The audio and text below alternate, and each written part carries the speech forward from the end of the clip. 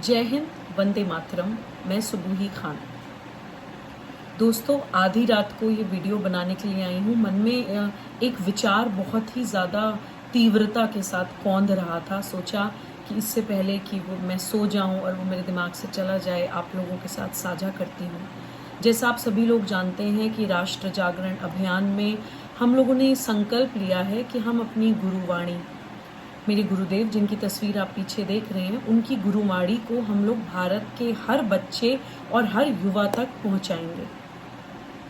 गोविंद जी एक बात बार बार कहते हैं कि कोई भी टेक्नोलॉजी अपनाने से पहले हम लोगों को 3 E's का ध्यान रखना चाहिए। ये 3 पैरामीटर्स हैं जो हमें इन 3 कसौटी पे परखने के बाद ही किसी भी टेक्नोलॉजी को हमें अडॉप्ट करना चाहिए।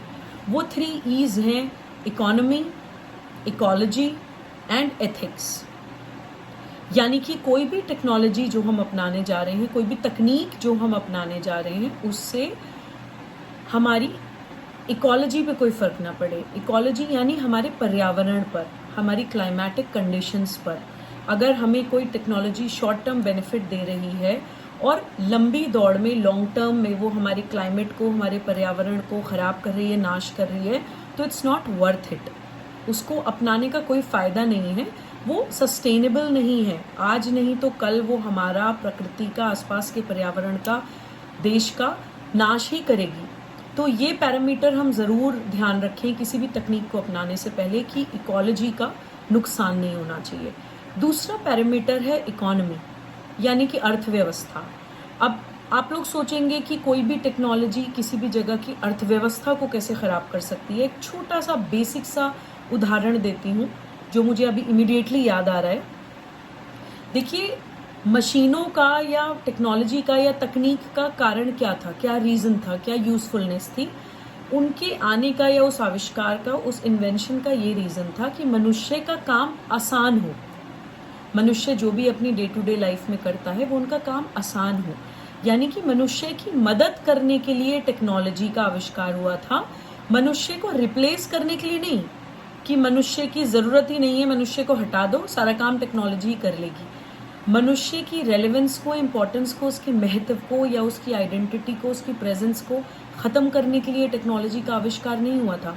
आजकल क्या हो रहा है, आजकल हम लोग टेक्नोलॉजी वेस्ट को कॉपी करके, आंख बंद करके अपना रहे हैं। हम ये नहीं सोचते हैं कि जिन कंट्रीज़ में वो टेक्नोलॉजी अपनाई जाती है वहाँ पे जनसंख्या नहीं है, वहाँ पर लोग नहीं हैं, उनके पास बेसिक काम करने के लिए उनको मशीनों की ज़रूरत पड़ती है।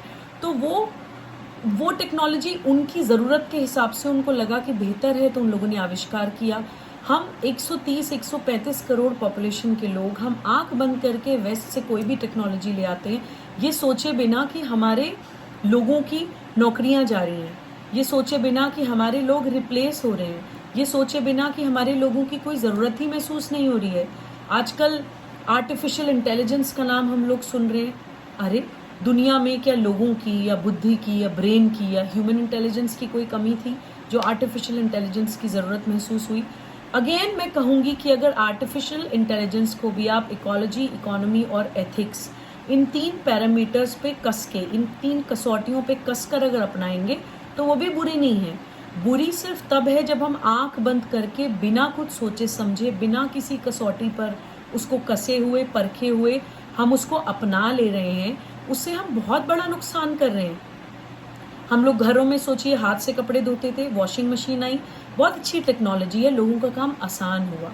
लेकिन ऐसी कोई टेक्नोलॉजी, सपोज करिए कि कोई रोबोट, कि घर के सारे काम वो रोबोट करेगा, आपकी तो ज़रूरत ही नहीं है, you may go now, you not needed any more. तो इस तरह की चीज़ें समाज में, विश्व में हम देख रहे हैं।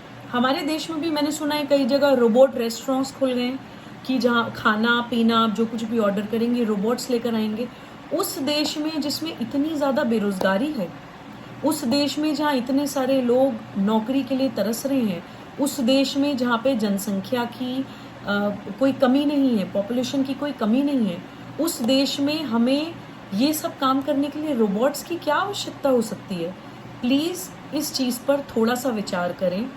आज दुनिया में एक मानसिकता मानवता के खिलाफ ऐसी काम कर रही है जिन्हें लगता है कि केवल बाजारवाद, केवल कंज्यूमरिज्म, केवल पैसा और केवल कॉरपोरेट माफिया को ही बढ़ावा दो। इन लोगों को लगता है कि दुनिया में इतनी पॉपुलेशन की ज़रूरत क्या है, डिपॉपुलाइज होने चाहिए, लोग मरते हैं सो मरे, बेरोजगार होते हैं सो हो, कुपोषित होते हैं तो हो। इन लोगों को लगता है कि दुनिया में जीने का अधिकार केवल उन लोगों को है जिनकी जेब में पैसा है। जीने का अधिकार केवल उन लोगों को है जो मॉल्स में जाकर शॉपिंग कर सकते हैं, जो कोई भी मार्केट में आई हुई चीज़ को दिल खोल कर खरीद सकते हैं, जिनके पास करेंसी है, केवल उनको जीने का अधिकार है। ये खतरनाक मानसिकता विश्व में काम कर रही है।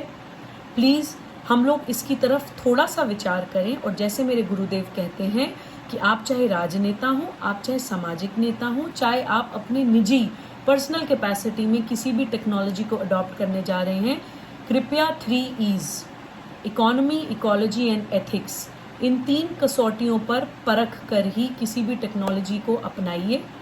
एक ऐसी मानसिकता, एक ऐसा षड्यंत्र जो मानवता के खिलाफ चल रहा है, उसको हम लोग केवल और केवल अपनी थॉटफुलनेस से, अपनी संवेदनशीलता से और अपनी बुद्धि से ही रोक सकते हैं। प्लीज़ इस तरफ थोड़ा सा विचार करें। Let us think about it before it's too late.